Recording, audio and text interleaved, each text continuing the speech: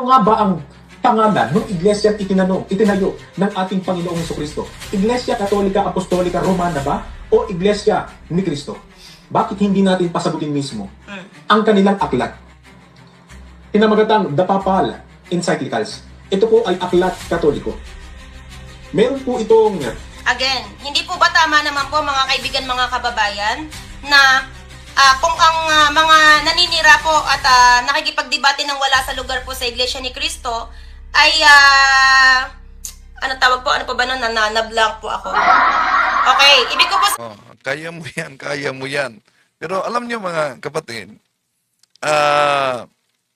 sa paggamit nila, ito ay matagal nang ginagamit sa mga ministro ni Felix Manalo, aklat na ito, dahil may mabasang Iglesia ni Cristo, inaangkin na sila daw ang tinutukoy. Alam nyo, di ninyo makita ang video niyan. Dahil buong video sa channel niya, binura na.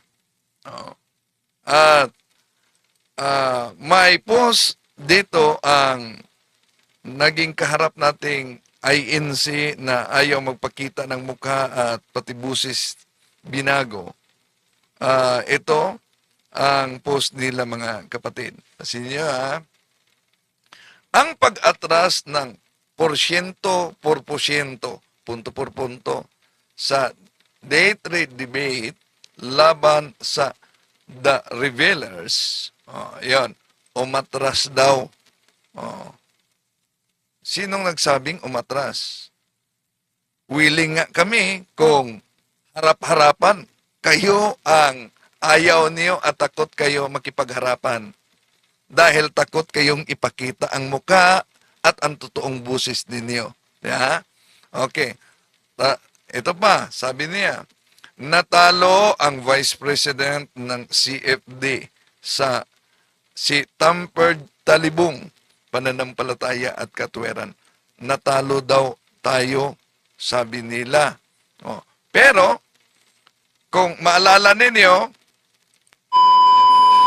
ang hindi nyo po alam or baka wala po kayong idea na ang ating judicial noon dito sa Pilipinas ay pinatay po ng mga Kastila. Ang tanong ko ngayon, Brother Wendell, papaano po maisusulong ang sinasabi po ninyong perjury kung ang mga gumagawa ng batas at ang mga hukuman noon ay hinawakan sa leeg at pinagpapatay ng mga Kastila? okay na to. Yun, na mga kapatid, kung maalala ninyo yan na talakayan, no? Di na mangyari talaga umano na may kaso pa dahil pinatay ng mga Kastila ang hukuman. Pero, ang pinag-usapan dito ay ang kaso kaugnay sa 1941, yung nanalo si Felix Manalo sa Court of First Instance, pero natalo siya, pinanigan ng Court of Appeal sa 1942. Ba't pumasok diyan ang Spanish government? Na kung i-research, ang Spanish government, nag-exist yan 1965, 1898. Ang tinatalakay nating kaso ay 1941, 1942. Pagkatapos, sabi nila, natalo tayo sa talakayan. At umatras. Sino ba nagsabing umatras na? Inanyayahan nga kayo na magharapan. Iyon ang ayaw ninyo. At takot na makipagharapan. Di ba ba? Okay, tatalakayin natin ito. Samahan ninyo. Kasi kalingan, pag palaging inulit-ulit ay magmukha talagang katotohanan para sa ating mga kapatid na kulang ang kaalaman. Ang pagkadaya ay maranasan sa iba't ibang paraan. Pero napakasakit pag madaya tayo sa pananampalataya. Dahil nanganib pati ang ating kaluluwa. Viva Cristo Rey! Pro Dio et Ecclesia! Kumusta? Welcome sa lahat nating mga suking taga-subaybay. At huwag kalimutan na pindutin ang like sa ating live. At huwag din kalimutang mag-subscribe kung bago ka lang. at pindutin ang bell button para updated kayo, mag-comment at i-share ninyo. Kumusta sa lahat nating mga suking taga subaybay, katoliko man at hindi katoliko. Di natin layunin na saktan ang damdamin ng ating mga kapatid sa ibayong pananampalataya, pero sinagot natin sila punto por punto, mga kapatid. Ha? Sinagot natin sila punto por punto. Acknowledge muna natin ang mga kapatid natin na pumasok. Okay? Ngayon, si Erlinda Pasyulan, hello. Si Saint Oscar Romero, 1980. Si Jose Libarda tuma sa Valerio. Si Jose INC, magaling gumawa ng sariling kwento. Si Junri Tabalansa, good afternoon, Wendell. Si salamat kapatid na Tomas Basilario, 1559. Sa lahat natin mga kapatid. Si Marian UP, 1073, good afternoon. Ilagay niyo kung saan kayo para ma-acknowledge natin saan kayo ngayon. Si Josefina Concepcion, sa Surigao sila. Maraming magsubaybay natin dyan sa Surigao. Kumusta kayo dyan? Good afternoon. Oy, si kapatid na Christy. Hello. Sana magkaroon ng showdown ang CFD versus INC and another religious domination sa grandstand encounter. Hello. Si Kaburnok, huwag yung kalimutan na mag-subscribe sa kay Kaburnok na channel. Napakaganda at marami kayong matutunan. Fact Busters PH. Si kapatid na si Narwales, good afternoon, sa Dubai. Si kapatid na Fact Busters PH Kaburnok. Kawawa naman ang The Revealers kung ang isang napanood kung sa isang mapanood pa The Regaliers daw kasi takot at para harapang debate. Oo. So, harapang debate, di ba? Napakaganda yan. Oo. At Erlinda Esther Dieta Rilos diyan sa Nay Cavite. Si Osi Librada, magaling silang mambintang sa mga aral katoliko, mali daw. Pero sariling aral, di nila sinusuri. Tama ba? So, welcome sa lahat natin mga kapatid na sumusubaybay ngayon. Diyan sa si Bayubay Lawrence, pa-shout out daw. Si Aaron, Gian Navales, Micodemis, gandang maulang hapon. Si Bayubay Lawrence, magandang Sir Windel from Oriental Mindoro. Alan Formitira sa Qatar. Si Susan Oda. Si Sandra Custodio Berber. Si Mil Ohayas, mayong hapon sa tanan na sumusubaybay sa atin. Si kapatid na Christina, maraming salamat sa pagsuporta, sis. Greeting to all watching from Geneva, Switzerland. Sila si Sis Rosa Leopoldo Reyes at mga kasama natin. Sila si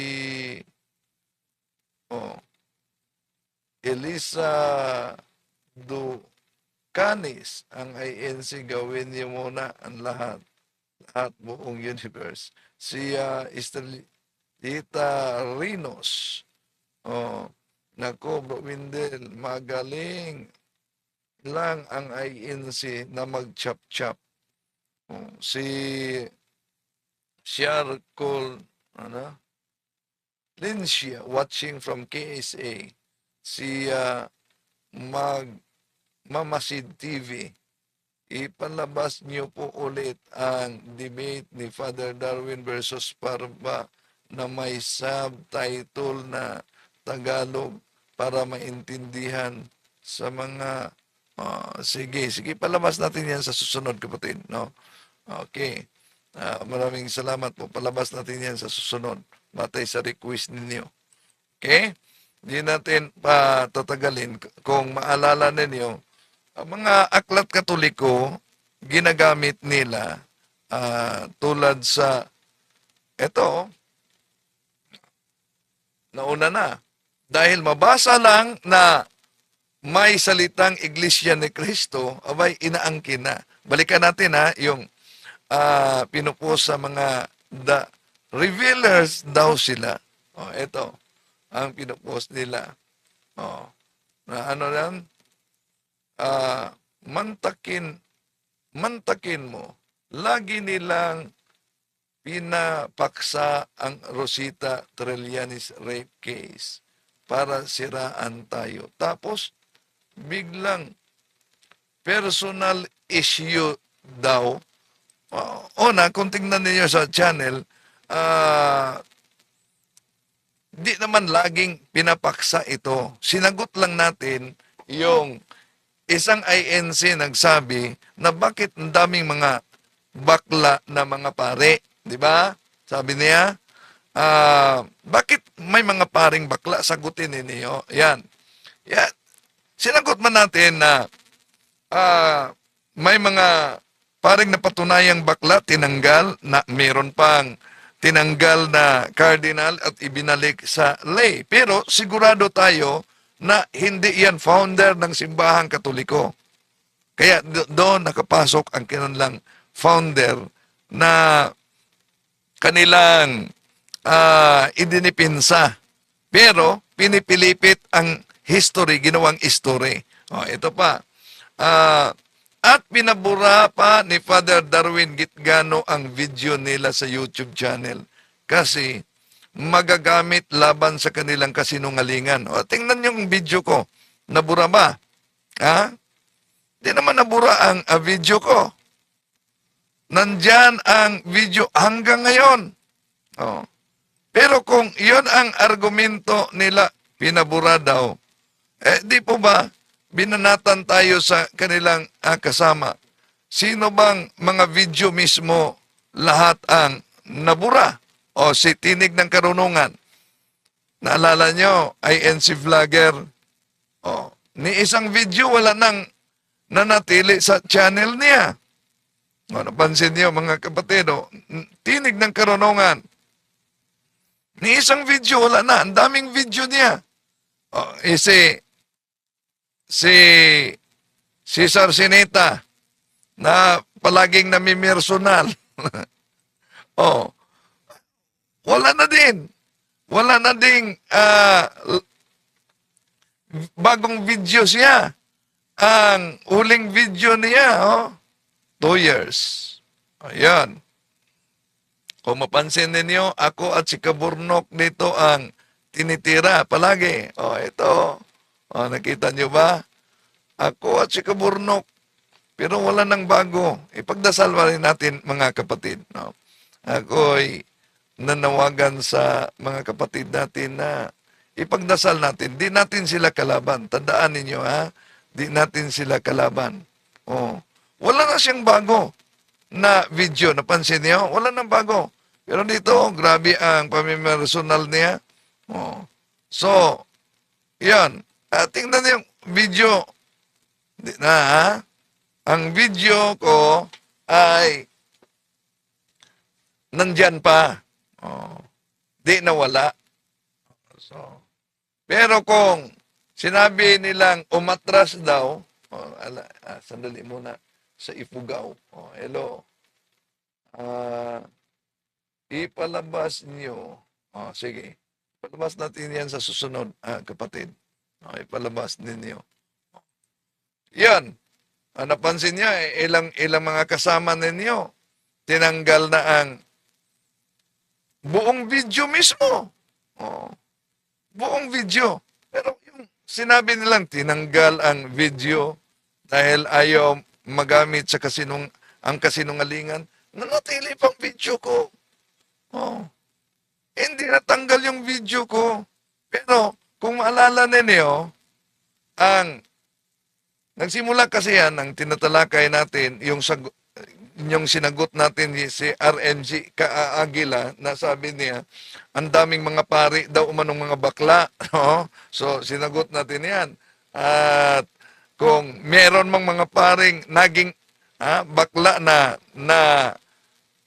nagresulta ng abuso sa simbahang Katoliko, may mga paring tinanggal, lalo na sa sexual abuse, tinanggal yan sa simbahan. No?